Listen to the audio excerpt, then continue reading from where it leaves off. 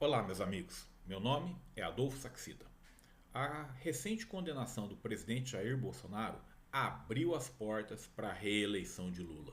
Como o Bolsonaro está condenado e inelegível, o grande favorito para as eleições de 2026 é o atual presidente Lula. E eu vou explicar para você por quê.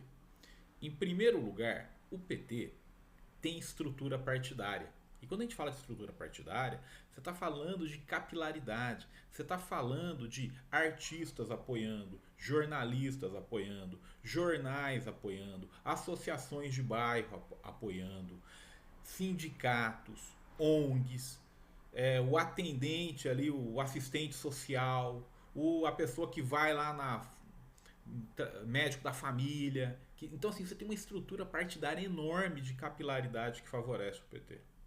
É um mérito do partido, parabéns para eles. Em segundo lugar, você tem o uso da máquina. O PT já mostrou no passado que não tem problema nenhum em usar a máquina pública para a reeleição.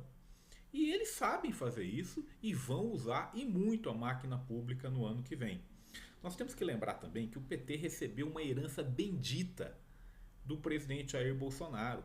Entre 2016 e 2022, uma série enorme de reformas econômicas bem-sucedidas foi colocada em prática no Brasil e começou a gerar resultados econômicos. O Lula está se beneficiando desses resultados, mas quem fez foi o Bolsonaro. Mas, para a pessoa que está na ponta, o que importa é que está melhorando. E eles associam isso ao Lula. Além disso, a avaliação do presidente Lula, apesar de não ser boa, também não é péssima. Então está razoável. Não é uma avaliação ruim para 3 anos de governo. Não é boa, mas também não é tão ruim.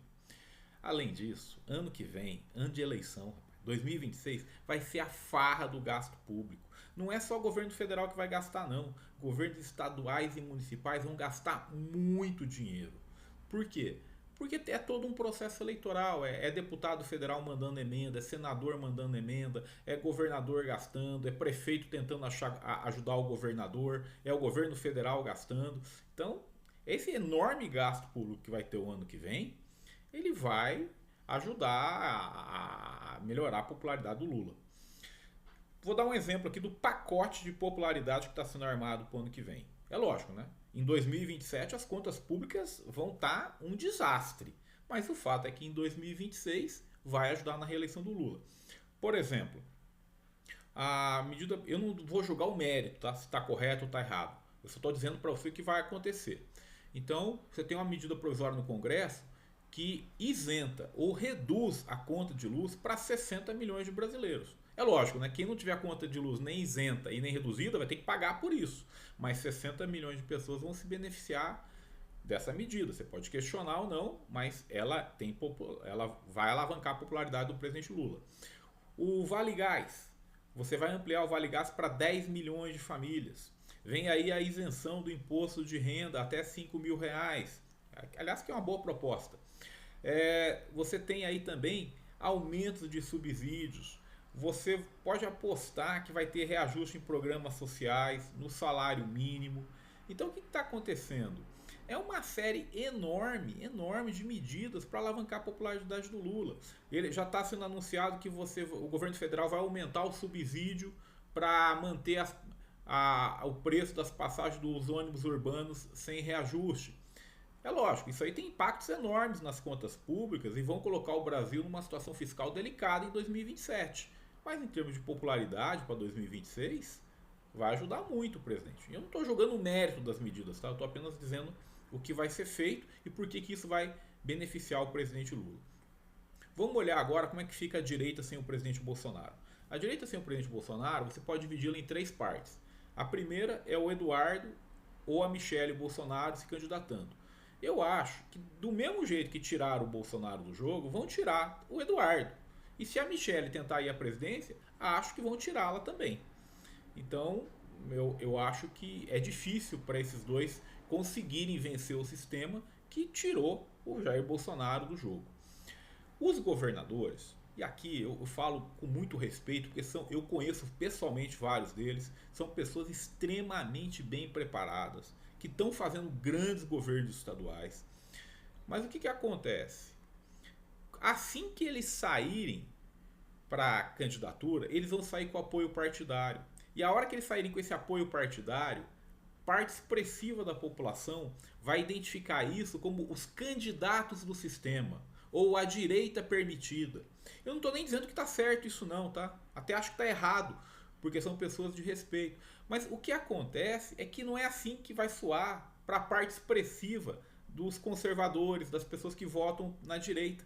Elas vão olhar aquilo e falar, pô, peraí, esse cara é o candidato do sistema. E no candidato do sistema, a direita não vai votar. E o que é pior, quanto mais apoio partidário esses candidatos tiverem, pior vai ser o desempenho dele nas urnas. Vai parecer muito o Alckmin em 2018, lembra? Que tinha uma grande coalizão partidária e fez 5% dos votos. Por quê? Porque a direita não vai votar em quem é percebido como está sendo apoiado pelo sistema. Não estou dizendo que está certo nem que está errado, estou apenas fazendo a leitura. E por fim nós temos um candidato X. O que é o candidato X? É o inesperado. Toda eleição tem isso. Surge um candidato completamente outsider, nesse caso uma mistura de Bukele com Milei, mais para Bukele, com uma pauta forte em segurança pública, uma pauta de liberdade econômica e, acima de tudo, o candidato antissistema. E esse cara vai fazer os votos da direita toda e vai para o segundo turno. Esse cara pode ser um grande estadista, mas, na maior parte das vezes, é um grande risco apenas. É por isso que eu defendo uma grande coalizão nacional em nome da liberdade, para nós reabilitarmos o presidente Jair Bolsonaro, para ele poder concorrer em 2026.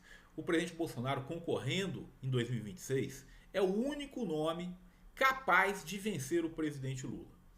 E vencendo Bolsonaro, nós vamos fazer um governo de pacificação e transição. É um governo que vai ter um forte compromisso de assumir por 4 anos apenas para a transição. Ou seja, nós vamos ter um teto para a dívida, vamos consolidar o lado fiscal da economia, insistir nas reformas microeconômicas e, acima de tudo, um governo de pacificação nacional para preparar o Brasil para em 2030, aí você vai ter uma nova geração de líderes, uma nova geração de líderes à direita, uma nova geração de líderes à esquerda.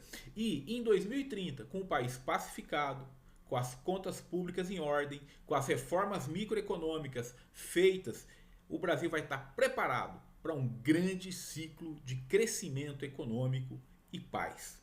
Fiquem com Deus.